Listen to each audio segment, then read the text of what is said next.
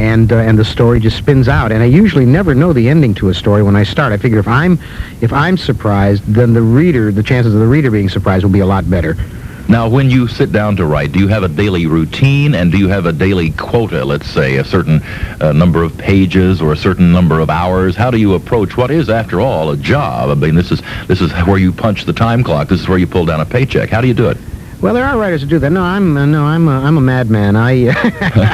I'll get up at 5 in the morning and start writing and not stop for 24 hours, or I'll write 2 hours one day, or I'll write 15 minutes, or I won't write at all. It's all very erratic. I do not recommend it to anybody else. Your publisher must love this. Yeah, well, I'm 14 years late with one book. Truly, absolutely. I'm 14 years late with a book called The Last Dangerous Visions. People come up to me and say, well, what about The Last Dangerous Vision? I always kind of look at them blankly and say, what Last Dangerous Vision? What are you talking about? There's a Latin phrase, satki sat bene, which means as soon as it's done well, it'll be time enough for it to have been done. And I try not to pay any attention to deadlines or artificial marketing demands or even the demands of the audience. I mean, people saying, where is such and such a book? Gee, I want to read it. Well, that's terrific, Charlie, but it's like the Sistine Chapel ceiling. When I'm done, it'll be done, and not until. Yeah, they didn't give Michelangelo a roller, after all, did they? No, as they say, though, by the way, for aspiring writers out there, as they say on television, kids, don't try this at home. You follow what your publisher says. As you have said... Go ahead. No, go ahead. I was just going to say, as you approach this whole subject of writing a short story, have you ever had one balloon out beyond what is a short story?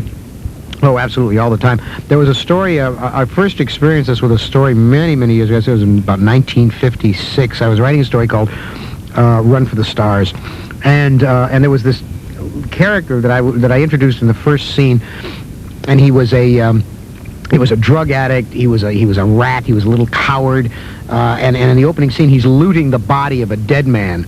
And his name was Benno Talent. And I thought, this is kind of an interesting guy. Now I'll have the real heroes come in and blow this sucker away, and we'll move on. And somehow Benno Talent didn't get blown away. And I said, okay, Benno, die. Well, he didn't die. Then he goes on for a few more pages. He was doing a few more. And I thought, okay, Benno, now it's time to die. Die, Benno. Well, Benno didn't die. He kept on and on and on and on. Well, he became the subject of the story. The story went on for 30,000 words, and there was Benno Talent who refused to die. So in other words, your characters will take over. Oh, tell me about it. Yeah, there is some of the people that I've written about are as real to me as the people that I genuinely experience in the real world. How many of them, in fact, are real? Have you ever written a short story or a novel, or anything else for that matter, that is purported to be fiction, which in fact was based largely or almost entirely on a real-life person? Well, you get in a lot of trouble that way. I once upon a time wrote a segment of the TV show called The Man from U.N.C.L.E., and just for laughs, I used the names of a lot of my friends, in sort of anagrams and funny little ways, because I thought it was kind of cute and they would like it. Well, one of them, who had been poverty-stricken for many years, decided that she would sue NBC and MGM for $3 million. What she didn't realize was that they were also going to sue me for the indemnification. And it went on and on and on for years, and finally she settled out of court for, I guess, 10 grand, but it really screwed me up with the network. I didn't work on NBC for about 10 years. So I lost that bad habit real fast. Yeah. The only, but there are, like in Angry Candy, there's a story called Laugh Track, which is a funny story about death. It's about this guy who had this aunt that he really loved, his Aunt Babe, and I actually had an Aunt Babe, but he's Italian, and they're an Italian family, and I'm not. I'm Jewish, and my family was Jewish. But my Aunt Babe, I really loved her. She'd been one of the women in the Ziegfeld Follies. And she married my Uncle Maury, whom I did not like. But anyhow, so Babe died, and I wanted to write about her. And this is about this guy who had this Aunt Babe who died some years before, and when he was a kid, he went to a taping of Our Miss Brooks, the old Eve Arden TV show. Yeah. And his aunt had this really wonderful laugh. She had this absolutely peculiar laugh that no one else sounded anything like it. And so now here he is, some years later, and he's watching, I don't know, Green Acres or My Mother the Car or something like that, and they got a laugh track on it, and he hears his aunt on the laugh track, and he realizes that they must have been taping a laugh track at that taping of Our Miss Brooks many years ago, and that this has gone into the libraries, the laugh track libraries, where they do the mixing, and they take a bit and a piece here and a bit and a piece there, and this laugh, which is so distinctive, he then begins hearing it on other shows, and after a while, he gets very sad thinking about his Aunt Babe, whom he dearly loved, trapped in there forever, having to laugh at these imbecile sitcoms and never being allowed to rest and go, and be at peace. It's like the old thing that the American Indians say: you can't take their picture because you'll capture their soul in the camera. And here's his aunt; her soul is trapped on the laugh track.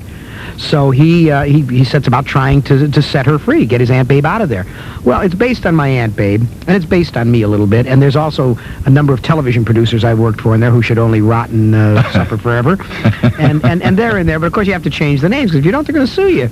Worse than Sisyphus being condemned forever to roll a laugh track up a mountain.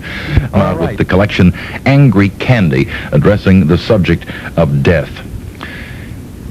Is it difficult to write a short story? I've heard, of course, the old expression, I would have written a short letter, but I didn't have time. Obviously, in certain circumstances, it is easier to write in the longer form. Is this a more disciplined form, the short story? Well, being someone who concentrates on that idiom, of course, I would say so. Oddly enough, I've done 4 novels among the 45 books I've written. I prefer the short story because the novel is particularly these days where everybody's doing these windy, hideous trilogies, usually about fuzzy-footed little elves and unicorns and dippy other stupid things. A Tolkien fan, okay. And you find that they're just, they're a short story just puffed full of hot air, and they go on for 3 books because they can clip you for, $60 instead of $20. The short story is like the burning instant. It tells you everything that went before, and it mirrors everything that will come thereafter. And in that instant, you must encapsulate all of the character, all of the incident, all of the worldview, the ethics, the theme, everything in 3, 4, 5, 6, 7,000 words. It takes a precision, it takes a clarity, it takes a toughness, a refusal to allow any word to be wasted. It's like string and wire. It's a lot more like Hemingway than Dickens, in other words. Yeah. You got to get to the point. I guess so. Although each has his benefits, and you learn from all kinds of different writers. Dickens, oddly enough, wrote some of the best short stories in the English language. But his long stories were pretty puffed up. Yeah, well, he was doing a different kind of thing. He wanted to paint the large canvas, and he wanted to speak about society in a lot of ways and do a lot of reforming, and you need a space to do that. One of my stories, a story I wrote many years ago called Repent, Harlequin Said the Tick-Tock Man, is one of the 10 most reprinted stories in the English language, and basically all it's about is nonconformity. It's about a society in which time governs everything. That if you're 5 minutes late, your heartbeat has been coded on a cardio plate, and if you're 5 minutes late for an appointment, or you're 3 minutes late to get to school or whatever, they dock your life 3 to 5 minutes, whatever it is, until finally, when you've used up enough, they just come and turn you off. That's great stuff. Nonetheless, you have to admit it's tough to take a short story and make it into a 10-part miniseries. Doesn't this limit to a certain extent your media exposure? Well, no, that's I worked on Twilight Zone. Now that was a tremendous vehicle for this sort of thing. Yeah, a little half-hour show. But right, do they do much of that anymore? Well, the American television watching audience has had its taste systematically bastardized for the last quarter century, so that now all they want to see are the same characters week after week after week until finally they grow bored and the series goes off, rather than permitting anthology series to flourish where a different story appeared each week.